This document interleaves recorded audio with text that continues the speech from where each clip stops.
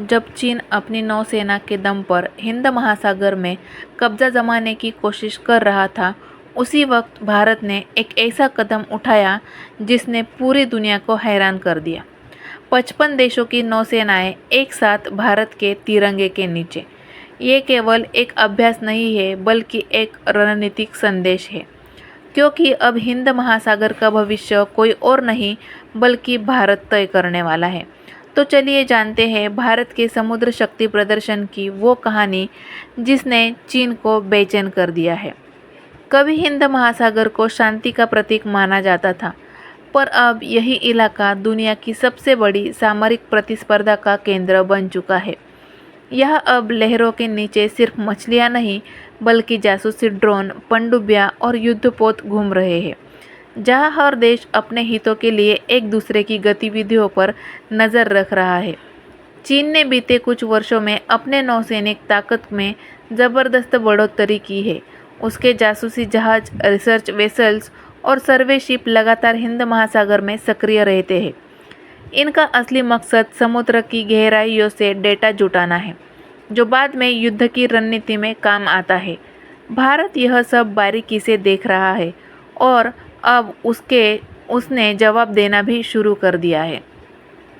एक ऐसा जवाब जो सिर्फ शक्ति का प्रदर्शन नहीं, बल्कि हिंद महासागर में भारत की नई भूमिका की घोषणा है। भारत के पूर्वी तट पर बसा शहर विशाखापट्टनम अब इतिहास रचने की तैयारी में है।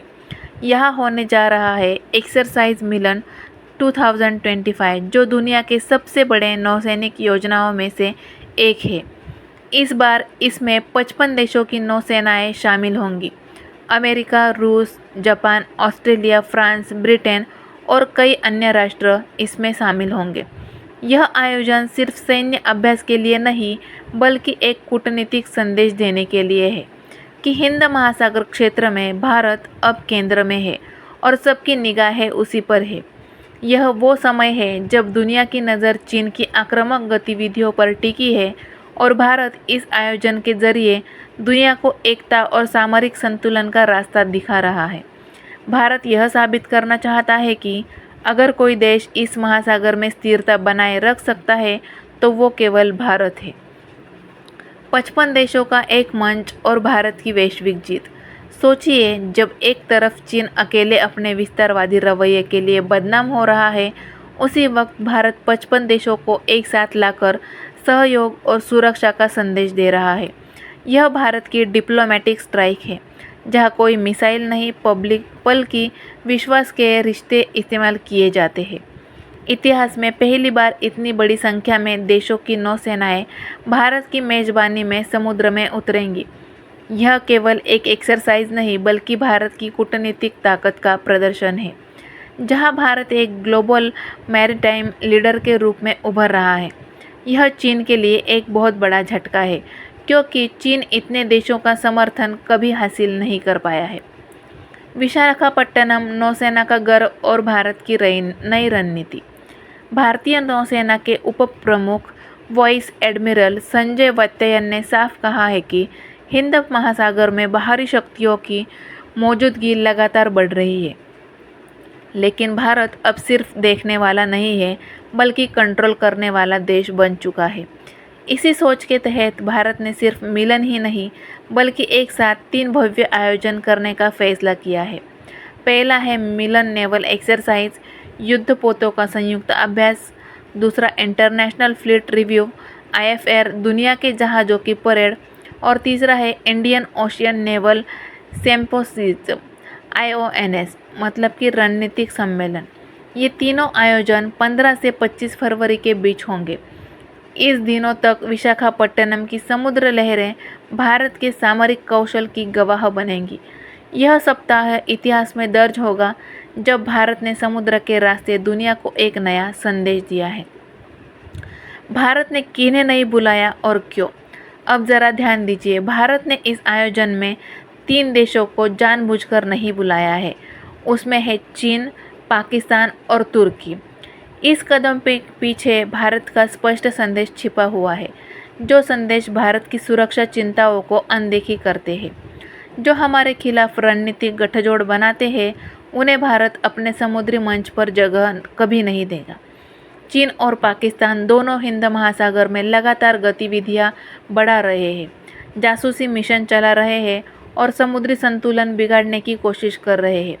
भारत का यह फैसला उनके लिए एक कूटनीतिक अपमान से कम नहीं है। दुनिया अब साफ देख रही है कि भारत किसे अपना साथी मानता है और किसे समुद्र में चुनौती। ऑपरेशन सिंदूर रहस्यमय ऑपरेशन जो अब भी जारी है। अब आते हैं उस ऑपरेशन पर जो आज भारत की सामरिक शक्ति का सबसे गुप्त चेहरा है, और वो है ऑपरेशन सिंदूर। वाइस एडमिरल संजय वत्सवयन ने पुष्टि की है कि भारत ने कई महीनों पाकिस्तान के खिलाफ यह ऑपरेशन शुरू किया था और यह अब भी जारी है।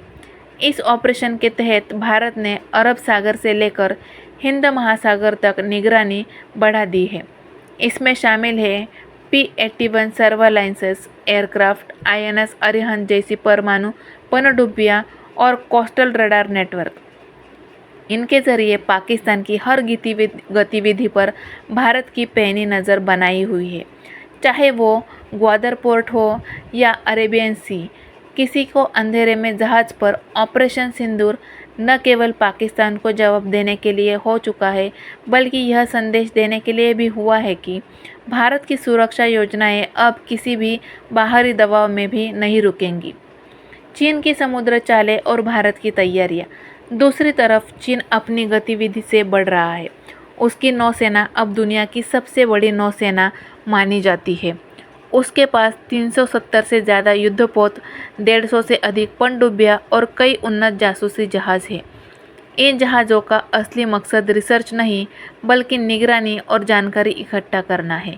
ये जहाज़ समुद्र के नीचे की मिट्टी, तापमान और पानी के प्रवाह का डेटा जुटाते हैं, जो बाद में पनडुब्बी अभियानों में काम आता है। लेकिन भारत ने अब इस खेल को भांप लिया है। भारत के इंफॉर्मेशन फ्यूजन सेंटर्स अब 24/7 सक्रिय है, जहां हर जहाज़ की गतिविधियां मॉनिटर की जाती है। भारत अब समुद्र में रिएक्टिव नहीं, बल्कि प्रोटेक्टिव बन चुका है। मिलन 2025 का असली उद्देश्य क्या है? समुद्र की आज़ादी या रक्षा? मिलन का अर्थ ही है एकता, लेकिन इस बार यह केवल देशों का मिलन नहीं, बल्कि एक साझा संकल्प भी है, फ्रीडम ऑफ नेविगेशन की रक्षा का। भारत यह संदेश देना चाहता है कि हिंद महासागर किसी एक देश की जागीर नहीं है। यह सबका है और सबके लिए खुला रहेगा। यह चीन के लिए सीधा संकेत है कि अगर वो यह दादागिरी दिखाने की कोशिश करेगा, तो भारत उसे और उसके 55 साथियों का सामना करना पड़ेगा। भारत की आधुनिक नौसेना और समुद्र की नई शक्ति।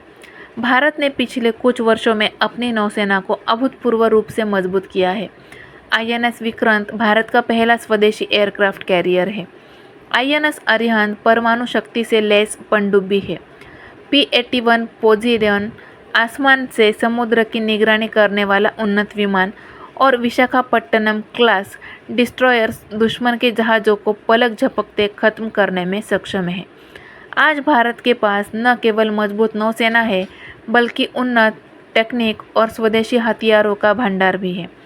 अब भारत सिर्फ कोस्टल डिफेंस नहीं करता, बल्कि पूरे इंडो पैसिफिक रीजन में अपनी उपस्थिति दर्ज कर रहा है। भारत का मैरीटाइम नेटवर्क डेटा से भी युद्ध का नया दौर। भारत ने Information Fusion Centre Indian Ocean Region IFC-IOR नामक नेटवर्क तैयार किया है, जहां से पूरे हिंद महासागर की निगरानी होती है। 50 से ज़्यादा देशों की नौसेनाओं के जहाज़ों की स्थिति, उनकी गति, दिशा और लोकेशन सब यहाँ ट्रैक की जाती है। मतलब कोई भी जहाज़ हिंद महासागर में ही ले तो भारत को उसकी जानकारी तुरंत मिलती है। यह नया युद्ध क्षेत्र अब मिसाइलों से नहीं, बल्कि डेटा और सर्वाइलेंस से तय होता है, और भारत ने इस तकनीकी युद्ध में भी बढ़त बना ली है। भारत की कूटनीति, शक्ति और सहयोग का संतुलन। भारत ने इस आयोजन के जरिए दो बातों को स्पष्ट कर दिया है।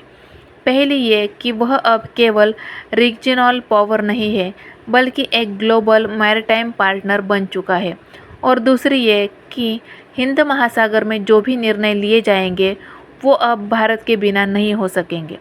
अमेरिका, रूस जैसे प्रतिद्वंदी देश भी आज भारत के साथ खड़े हैं। यह इस बात का प्रमाण है कि भारत अब विश्व राजनीति में ब्रिज ऑफ बैलेंस बन गया है, जहां पूर्व और पश्चिम दोनों देशों को भारत पर भरोसा है। अब समुद्र में भारत का युग शुरू हो चुका है। चीन चाहे जितने भी जासूसी जहाज भेज ले, भारत ने अब यह साफ कर दिया है कि हिंद महासागर का असली गेटकीपर कौन है। ऑपरेशन सिंदूर जारी है, मिलन 2025 भी तैयार है और 55 देशों की नौसेनाएं अब भारत के साथ खड़ी है। यह कोई साधारण आयोजन नहीं है, बल्कि यह भारत की मैरीटाइम डिप्लोमेसी का शिखर है। आज भारत के तिरंगे के नीचे 55 देश एक साथ खड़े हैं और समुद्र की लहरें गूंज रही है। अब हिंद महासागर का भविष्य तय करता है भारत। यह सिर्फ एक अभ्यास नहीं, यह है समुद्री भारत का पुनर्जन्म, जहां से शुरू हो रहा है भारत का समुद्री युग। तो दोस्तों, आपको ये वीडियो कैसा लगा यह हमें कमेंट करके ज़रूर बताइए और ऐसे ही नए नए वीडियोस देखने के लिए हमारे चैनल फैक्ट विद को जल्दी से जल्दी सब्सक्राइब कर लीजिए। और अगर आपको किसी दूसरे सब्जेक्ट पर अगर चाहिए, टॉपिक पे वीडियो चाहिए, तो वो भी हमें कमेंट करके ज़रूर बताइए, तो हम अगली बार उस टॉपिक पर वीडियो लाने का प्रयास ज़रूर करेंगे। और ऐसे ही नए नए वीडियोस देखने के लिए हमारे चैनल को सब्सक्राइब करें और वीडियो को लाइक और शेयर ज़रूर कीजिए। धन्यवाद। जय हिंद, जय भारत, जय महाराष्ट्र।